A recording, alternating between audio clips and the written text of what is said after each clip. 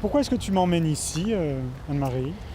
Je t'amène ici parce que c'est un projet, ça a été mon premier grand projet, enfin ça a été mon premier projet public, fin des années 90, qui est, je trouve, un projet important pour la région bruxelloise et aussi un projet important pour signifier un peu le rôle que peuvent avoir les paysagistes dans le développement urbain de la ville d'aujourd'hui et de ce que pourrait être la ville demain, puisqu'il s'agissait ici, c'était un appel d'offres de l'IBGE, donc Bruxelles Environnement. C'était un des premiers projets de mise en place du maillage bleu, maillage vert, qui est donc une grande politique régionale sur le très long terme qui vise à restaurer sur l'ensemble du territoire bruxellois des connexions vertes, donc tout, pour simplifier tout ce qui est plantation, végétation, et les réseaux bleus, donc le maillage bleu,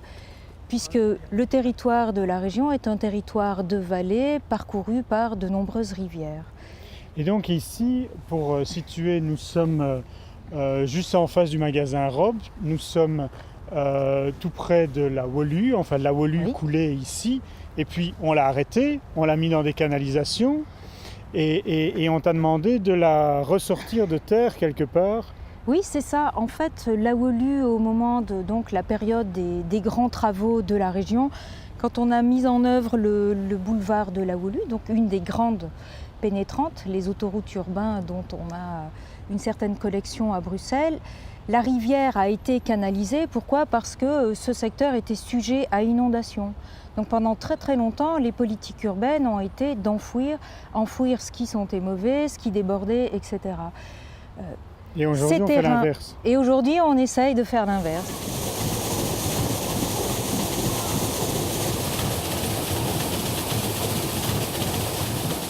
C'est ça le travail d'un paysagiste, ce n'est que le bleu, le vert. Non, pas du tout. Le travail du paysagiste, c'est tous les espaces extérieurs, que ce soit au niveau plancher ou toiture, etc. Et on intervient comme paysagiste beaucoup, bien sûr, en milieu urbain, donc très très dense, des espaces parfois assez confinés, où il faut qu'on arrive à générer des espaces où le vivre ensemble va être possible. Donc c'est un peu compliqué parce qu'en ville, on est très divers, très nombreux. Et c'est là un peu aussi la réflexion qu'on doit avoir sur toujours la polyvalence de nos actes, faire en sorte que les espaces que l'on va créer vont permettre à tout un chacun, quelle que soit sa culture, son âge, son créneau horaire de vie, qu'on puisse finalement y trouver un bien-être, une façon d'évoluer en ville, de croiser les autres sans se déranger et parfois en se croisant réellement. Parce que finalement, l'espace public, c'est un des rares endroits où il peut encore y avoir une belle mixité urbaine. Comment est-ce qu'un paysagiste agit sur la nature? C'est les méchants qui coupent les arbres? C'est parfois considéré comme les méchants qui coupent les arbres, oui, mais les qui remettent des paysagistes, arbres aussi. qui remettent des arbres quand il faut en remettre. Il ne faut pas toujours en remettre. Je dirais que notre manière d'intervenir, c'est d'abord de bien comprendre les milieux sur lesquels on va intervenir.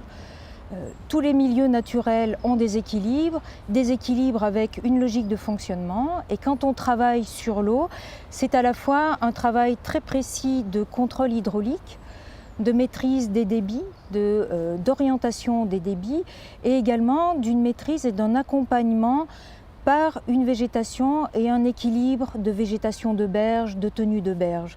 Par exemple, tout ce que l'on aurait pu faire de façon beaucoup plus intrusive et mécanique, on aurait pu créer un lit de rivière et faire des berges très rectilignes, très rigides, avec des planches, avec des éléments béton, comme on a fait pendant très très longtemps. Justement, tout ceci ne fait pas partie de notre vocabulaire, en tout cas de nos matériaux d'usage, mais tous les besoins mécaniques de tenue des terres ont ici été gérés avec des éléments naturels. Ce sont des plantes qui sont capables de continuer, d'essaimer. Si tu les utilises, tu peux en faire des boutures et tu vas recontinuer l'histoire avec leur descendance et tu gardes un patrimoine génétique de plantes qui sont d'origine sur le terrain et qui sont installée et tout à fait adaptée à ce genre de territoire. Et tu ne ramènes pas des plantes achetées sur le marché avec un patrimoine génétique autre.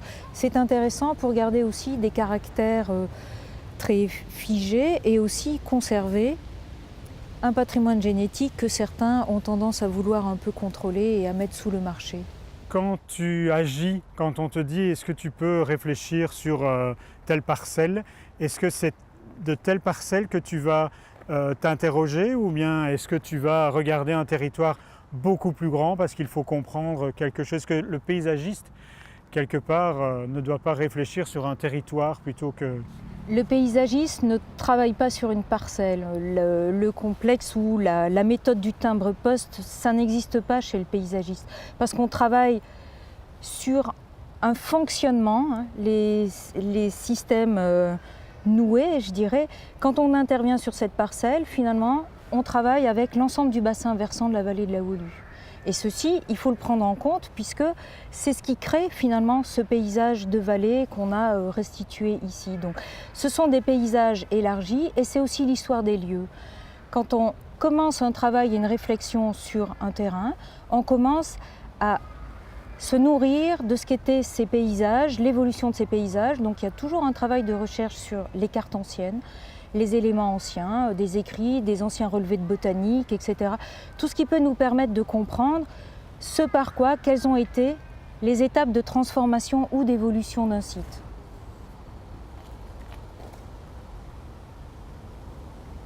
L'atelier dont tu parles, c'est Éole, ça vient d'où?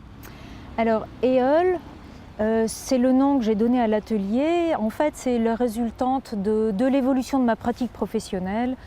J'ai commencé à travailler seule, comme beaucoup, et puis petit à petit, j'ai eu un collaborateur, 2 collaborateurs.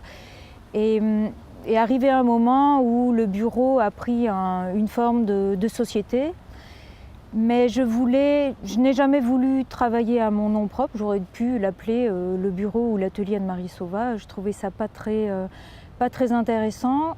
Donc l'atelier s'appelle l'atelier Éole, comme le vent.